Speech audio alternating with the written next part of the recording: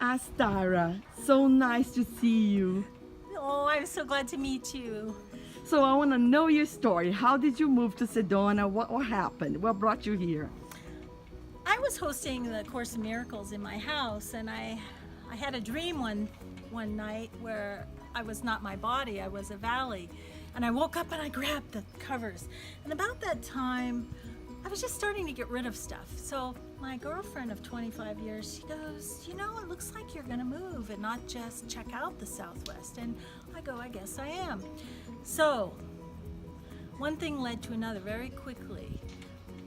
But first I went to Mount Shasta in June of 2011.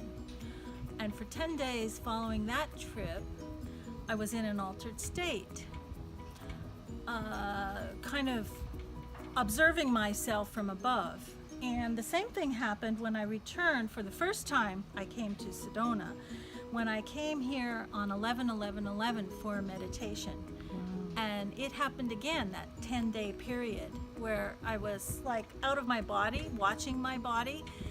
And I had a full-time job both times, and I had to deal with issues. You know, I had 100 people I was helping at a home, and I was an activity coordinator, and I was kind of amused about this being out of my body.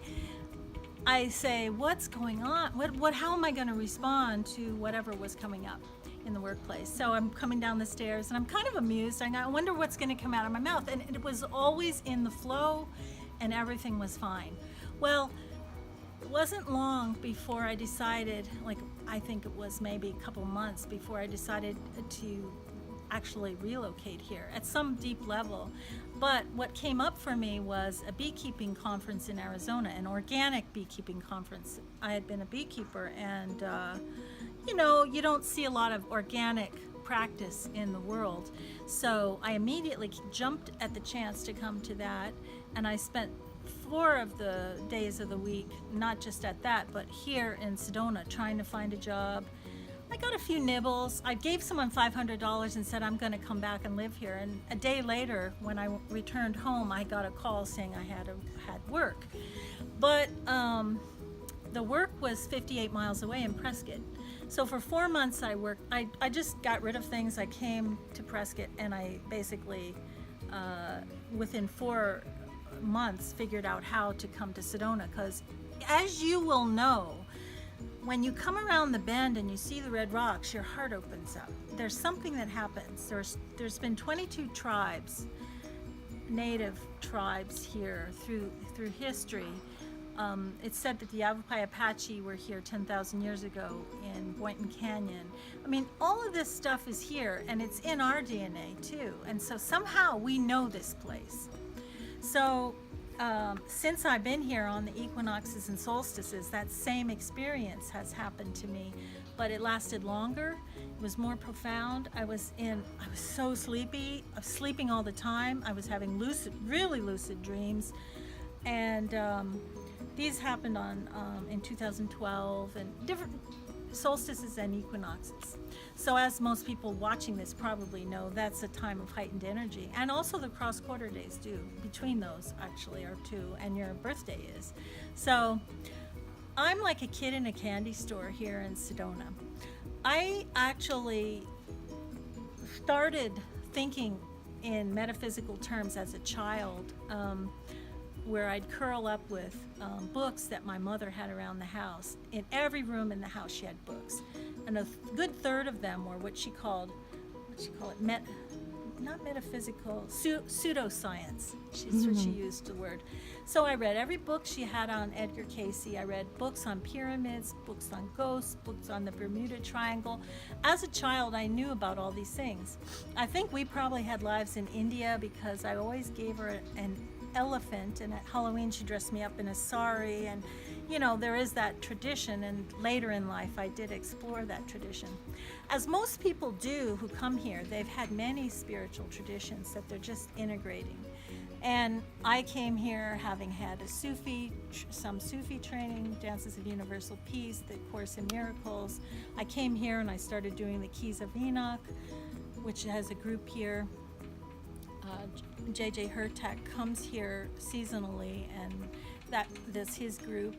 So a lot of this stuff is like, oh my God, you're home when you come here.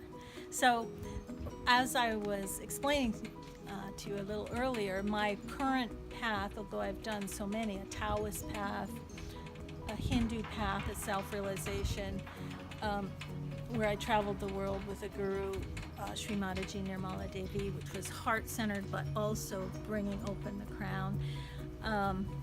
My current path is the Gene Keys, which is a reflective, contemplative path, some meditation, but some reading and analyzing of the codes that actually govern us at any given point in the year. So there's the 64 keys, and each week there's a new key we explore, and it activates us internally. So that's what I'm working on now. And if you look at it, Google it, it's one of the paths out there. But there are so many beautiful people in Sedona. When I came here, for about 5 years I was an activity coordinator, so I met many, many people who were on a spiritual path, a metaphysical path, or both. And it's like no other place. Edgar Cayce once said that Sedona was the place for energy in America. And that was what, in the 50s? I don't know, quite a while ago. So I view this as my home base. I work at a Mesa here where I direct people to look closer with their third eye at certain formations. There are things, Egypt is here too, reflected here. Lemuria. There's so much hidden to the physical eye. When the eye works at twice the speed of the physical eye, it can see some of the labyrinths, the hollow mountains, the stuff that's really here. There's a big mermaid interest here. And I'm also in that lineage as well, the Syrian, Pleiadian DNA, so I'm very intrigued by mermaid energy. So all I can say is follow your heart if you do decide to come here. And each formation has different things for you.